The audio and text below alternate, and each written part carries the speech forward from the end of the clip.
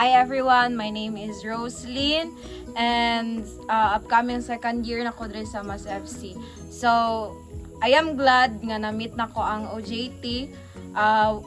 First day na mo nga na-interact ang OJT kay kanang shy type pa kaayo mi or dili kay mi mag-interact. And then, in the long run, sa mga pila ka kanang days ata, mga 1 week, siguro ang nilabay dira na kanang murag nagsugod na og kanang murag na comfortable nami nga naa sila sa amo ang dorm or nasa sila sa among school, and then dira na dayon kanang nanay uban kay kanang mutingog na nanay uban kanang mag-share na og mga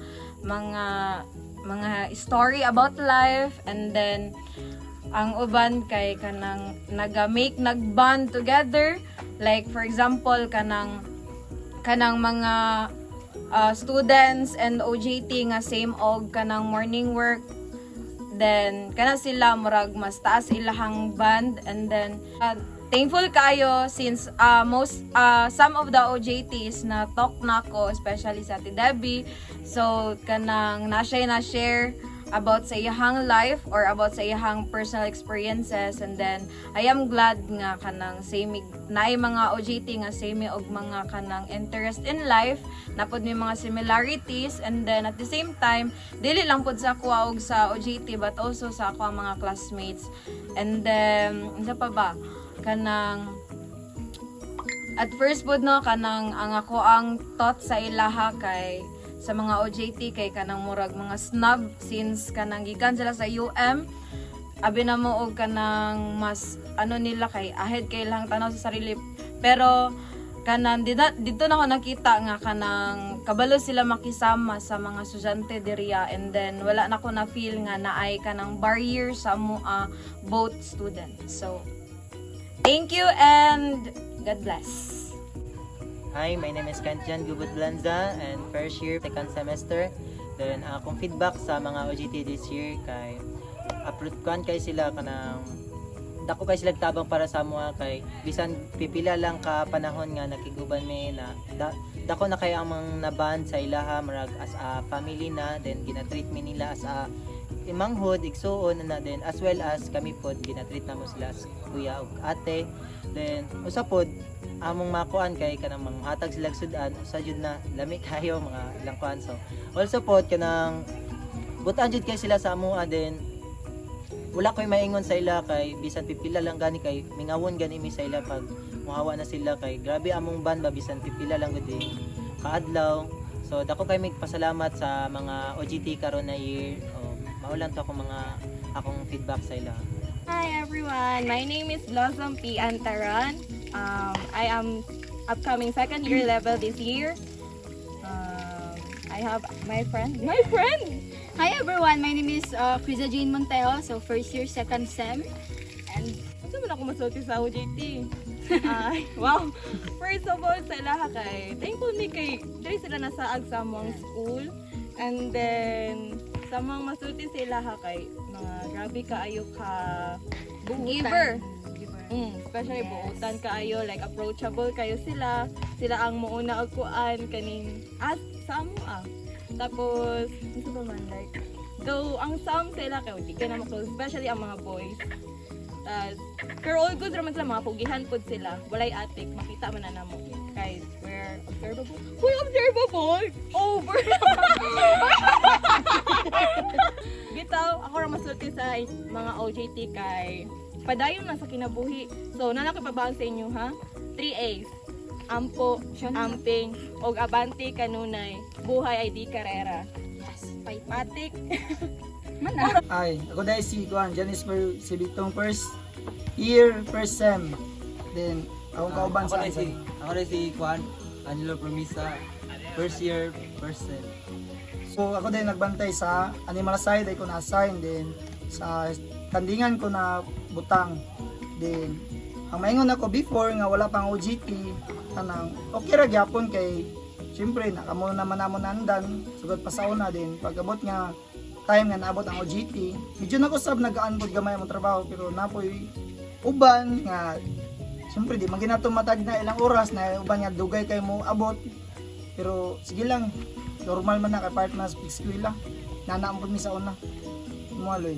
Para sa ako sa Manukan, daw itabang ang GT kay duha ra man may kabuk na-assign sa Manukan niya, mas dagan man siya case nga kailangan lisdan og tubig. Nakatabang ko sa mo kay sila ang taga adto na mubutag sa dito, sila na maghinlo sa tubig gan tapos pakaon na lang mi.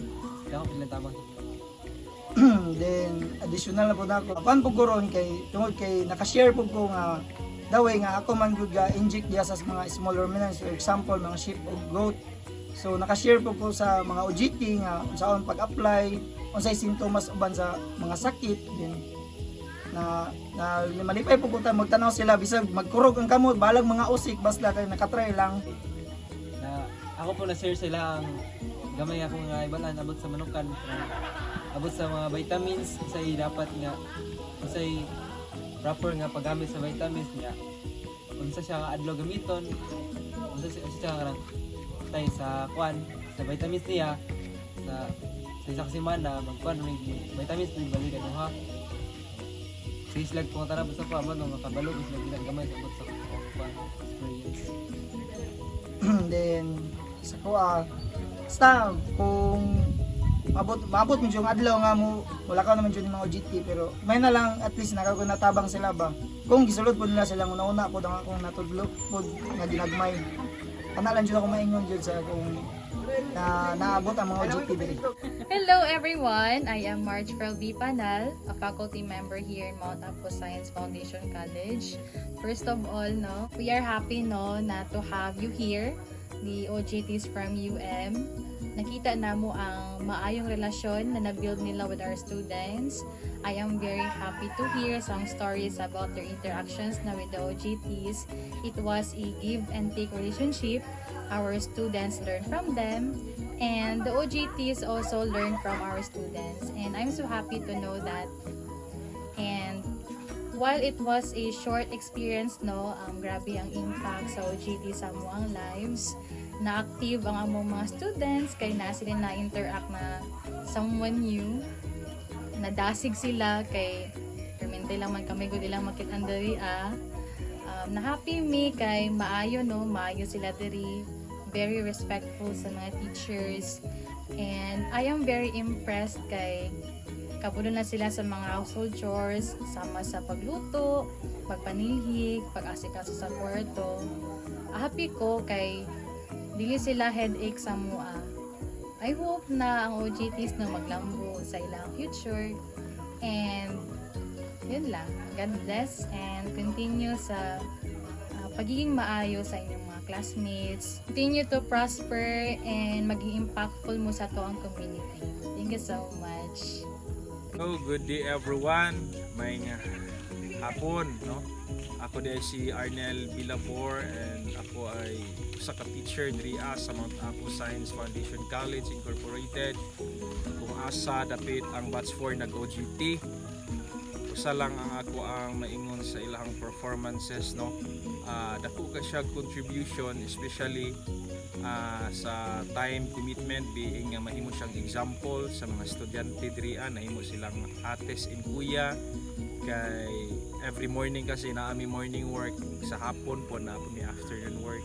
They really contributed a lot especially sa ilang mga expertise naabot sila ma-advise sa mga students. Even gani sa kuha sa teacher daghagay kog nakatunan sa ilang dedication nga mahimog yung mo graduate ug mahuman sa ilang OJT. Mo na ako ang nakita. So usa lang siguro pod ang ako ang ihabilin sa ila before sila mubiya diri sa Mount Apo nga ipadayon lang gyud ang ilang kamaayo ug ang ilahang mga expertise nga i-contribute pod sa uban, willing sila nga mo share sa uban ng ilang mga naibal-an. So sa Mount Isip representative diri sa Mount Apo Science Foundation College Incorporated, pagkaingon yung kung good job ang ilang performances diri. So kato lang.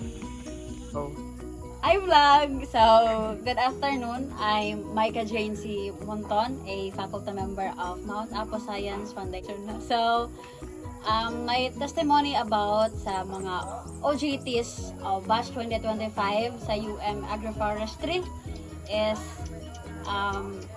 although gamay lang ang time nga naa sila dire, pero grabe ang ilahang dedication, their hard work kaya nanggikan mumata sila og aga bakta sa agroforestry nga demo farm. So grabe their enthusiasm and their dedication as an OJT student sa diri sa school. So although kanang gagmay lang amo ang time nga makaano ko sa ilaha, especially katong moment nga nag-aramig vermicomposting is grabe siya ka interesting or exciting sa mga students. So there are students nga okay karon pa nakakita og mga verming ana. So I'll just try nga ibutang sa ilang hand, and then ay isa nga kanang wa ko kasabot, tears of joy ba iya kay naghilak na siya nga nagkatawa o nga na. And then ang the best food nga part is that ang iyang classmates is kada bitang ga-cheer lang nga okay kaya mo yan bisag nga ana. So dito is sa vermicomposting is daghan kay sila gina-prepare nga materials. Naghakot sila og kanang rock sa banana, which is ilapang gisakay og balsa. And then kadto nga experience bitaw is hago kayo siya, daghan need kay nila effort bisan nanguha sila bisan asa nga mga materials kailang magamit sa surroundings. And kanto is nahuman nila dayon.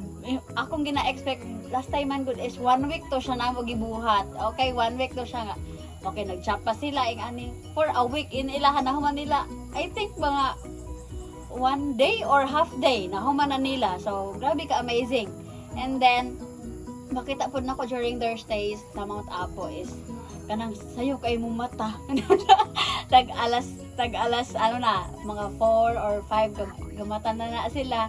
And then grabe lang preparation kaya magkaon na sila, and then di po sila kada bitang kabalo gyud sila makisabay sa among students, even po sa amo ang teacher nila kung ingani manghatag ba gyud na sila og sudan ay nga na sa mga estudyante bisan sa amo nga teacher. So grabe ka amazing. So makita gyud namo ang ilahang unta nga naa sila na tun-an or mga learnings nga nakuha sa Mount Apo, lalo na sa ilaha bitang OJT coordinator si Sir Arcel.